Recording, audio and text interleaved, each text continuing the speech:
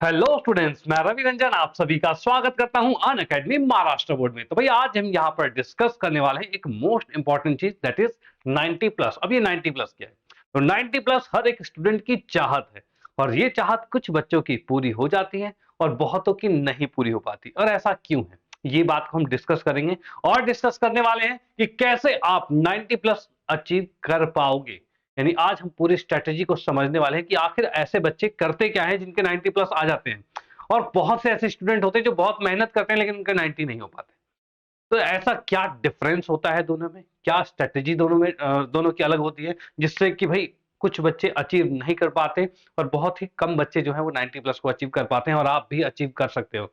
तो करें सेशन को स्टार्ट। तो यहाँ पर भैया बिल्कुल नजरें स्क्रीन पर होनी चाहिए क्योंकि यहाँ पर हर एक पॉइंट आपके लिए बहुत ही ज्यादा लाभदायक होने वाला है। तो करें सेशन को स्टार्ट। तो यहाँ पर मैं आपको बताऊं कि यहाँ पर हमारे पास अब से कितना समय बचा है, लगभग 2 मंथ। भाई 2 मंथ हमारे पास रिमेन, यानी दिसंबर और जनवरी, फेब में आपका एग्जाम ही होने वाला है। ठीक है, यानी 2 मंथ। क्या ये समय बहुत है?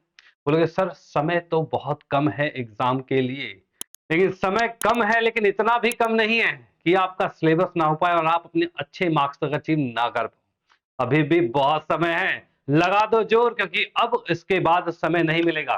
भाई इसके बाद टाइम आपको बिल्कुल नहीं मिलने वाला। यही 2 मंथ है जिसमें आप अपना पूरा जोर लगा दोगे और अपने मैक्सिमम मार्क्स तक अचीव कर पाओगे। ओके, तो सबसे पहली बात कि आपके लिए इस 2 मंथ में करना क्या है। तो पहली चीज, 2 मंथ का एक मास्टर प्लान बनाना है। मास्टर प्लान में क्या है? तो सबसे पहले देखो, मास्टर प्लान के लिए भी, कोई भी प्लान बनाने के लिए सबसे पहली बात क्या होती है? पहली बात होती है सोच। क्या सोच है? तो सोच की बात मैं बताऊं तो सबसे पहले आपको सोचना होगा कि भाई think that you can get 90 plus in board marks. यानी कि आपको एक बात सोचनी होगी, यस हम 90 प्लस मार्क्स ला सकते हैं। अगर आपकी सोच बड़ी रही तो फिर आपके मार्क्स भी बड़े आएंगे। और अगर आपकी सोच ऐसी रही कि यार हमारे तो बस की ही नहीं है, वो तो दूसरे बच्चे होते हैं, हमारे तो बस की नहीं, हम तो 40-50 में खुश है, ठीक है, इससे ज्यादा की चाहत ही नहीं है। तो अगर ऐसी बात की बात हुई फिर तो भैया कुछ ना होना आपका, कुछ भी नहीं होना आपका। अब अगर आपको 90 प्लस मार्क्स चाहिए तो उसके लिए करना क्या होगा? तो उसके लिए पहले सोचो तो सही कि हाँ हम 90 प्लस मार्क्स ला सकते हैं। जब आप सोचोगे तब अंदर से आवाज आएगी, क्या इसके लिए कुछ करना पड़ेगा। और ये क्या करना पड़ेगा? तो इसके बाद आगे आप सोच पाओगे, जब पहले ये तो सोचो। ओके, चलो भाई, तो अब चलते हैं नेक्स्ट पे। सिर्फ सोचने से काम तो नहीं चलता, कुछ करना भी पड़ेगा। तो चलो आगे चलते हैं, नेक्स्ट की हम बात करते हैं। तो नेक्स्ट हमारे पास क्या है कि अगर मुझे 90 प्लस मार्क्स लाना है, यानी कि मुझे एग्जाम में एकदम फोड़ के आना है, एग्जाम में एकदम सारे क्वेश्चंस मोस्टली करके आने हैं, तो उसके लिए हमें पता होना चाहिए कि हमारी जंग कहां होने वाली है। यानी जंग का मैदान कैसा है। जैसे कि आप किसी लड़ाई के लिए जा रहे हो तो आपको पता होना चाहिए कि आप किससे लड़ने जा रहे हो, जंग का मैदान कैसा है, क्या क्या चीजें वहां उपयोग होने वाली है, मतलब उसके बारे में पूरी चीजें आपको नॉलेज होनी चाहिए।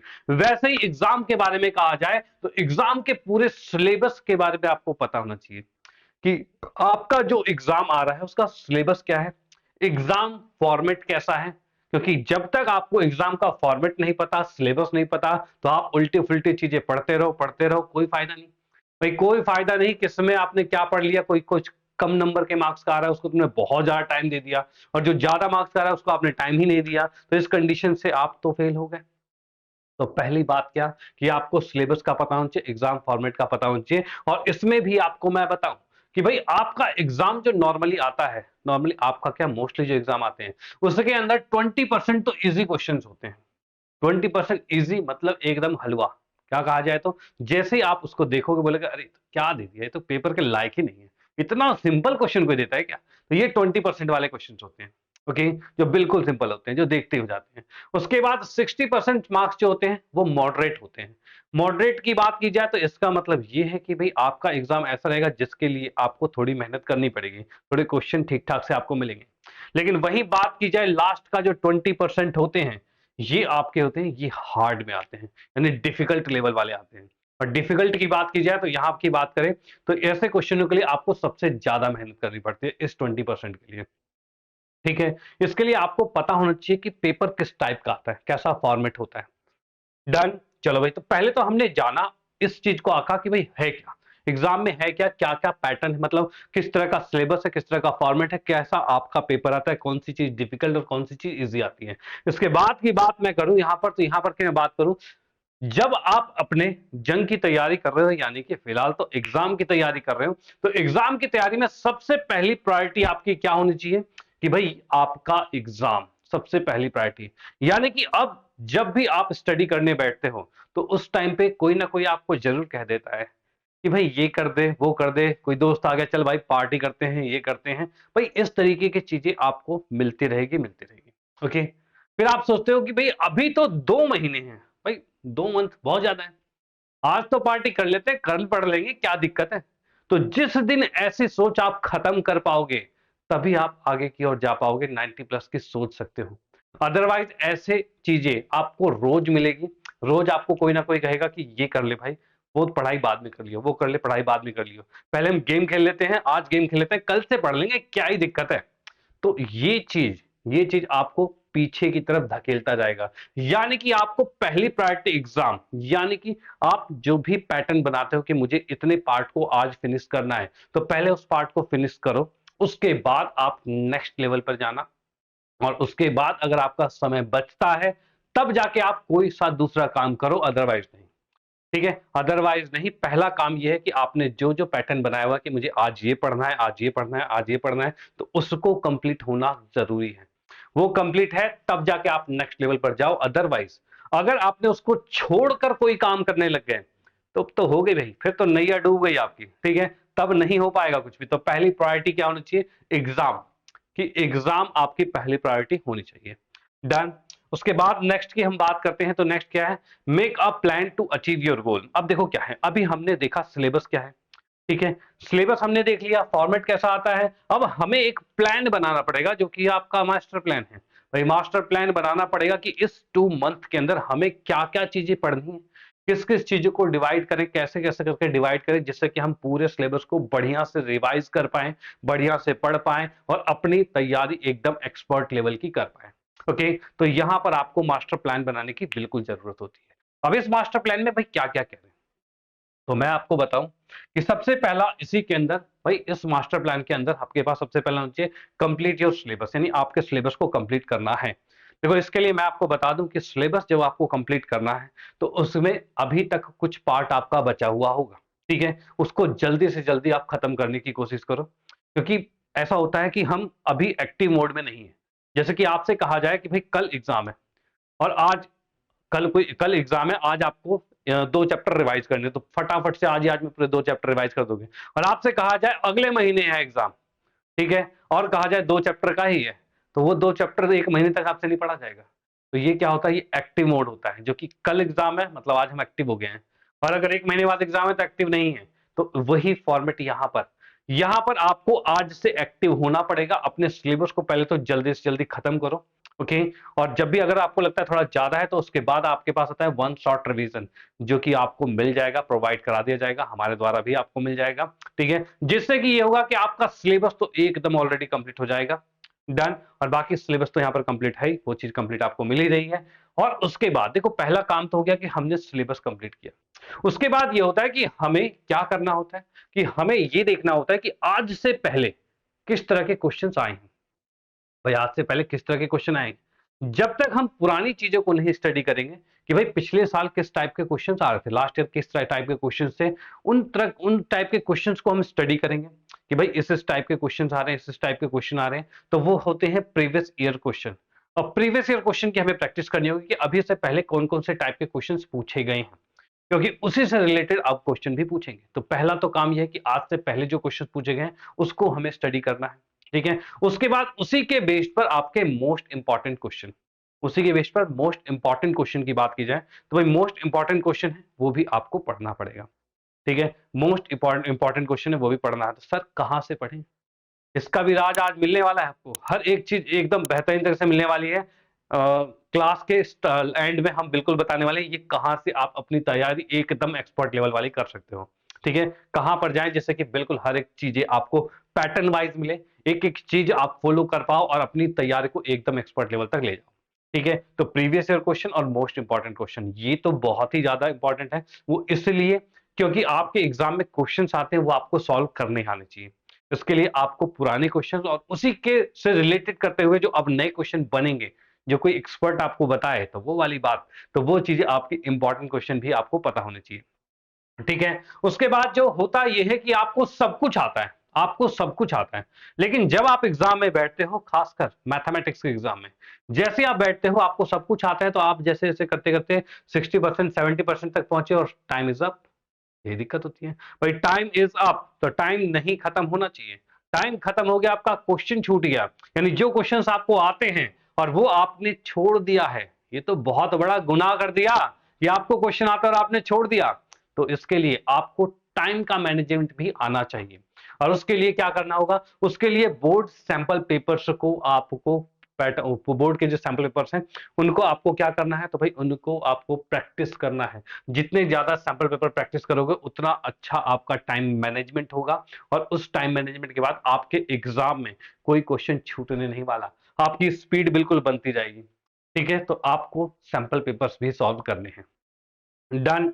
ठीक है भाई।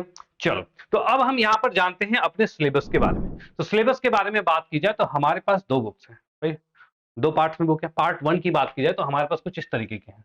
यहां पर क्या होता है कि जो क्वेश्चंस आते हैं, क्वेश्चन के अंदर कहा जाए तो कुछ ऑप्शन में आते हैं, ठीक है, और कुछ डायरेक्ट क्वेश्चन होते हैं। तो फिलहाल मैं आपको बताऊं, सबसे पहला चैप्टर हमारे पास क्या है, मैथमेटिक लॉजिक है। ठीक है, इसके क्वेश्चन 6 मार्क्स के क्वेश्चन, अप्रॉक्स 6 मार्क्स के क्वेश्चन आपसे पूछ लिए जाते हैं, और आपके जो क्वेश्चन पेपर में इसके 8 मार्क्स के क्वेश्चन होते हैं, लेकिन जो कहा जाए ऑप्शनल में होते हैं उसको छोड़कर आप 6 मार्क्स के क्वेश्चन कर सकते हो। ठीक है, उसके बाद नेक्स्ट मैट्रिक्स जो है वो 4 मार्क्स का है आपके सामने।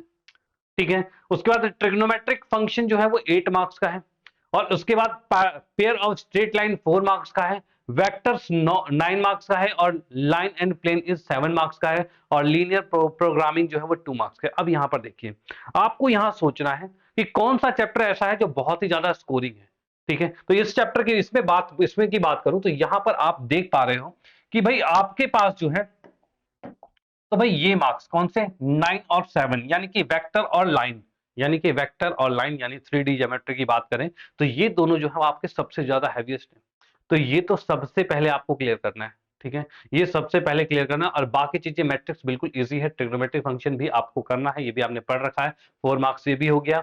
और उसके बाद लीनियर प्रोग्रामिंग, ये भी बिल्कुल सिंपल चैप्टर है, और मैथमेटिक लॉजिक के भी एक सिंपल सिंपल क्वेश्चंस हैं, सिंपल तो ना कहे लेकिन प्रैक्टिस वाली बात की जाए तो ऐसे क्वेश्चंस में आपको मिल जाएंगे। ठीक है, ये सारी चीजें ऑलरेडी मैं फिनिश करा चुका हूं, ये आपको देखना है।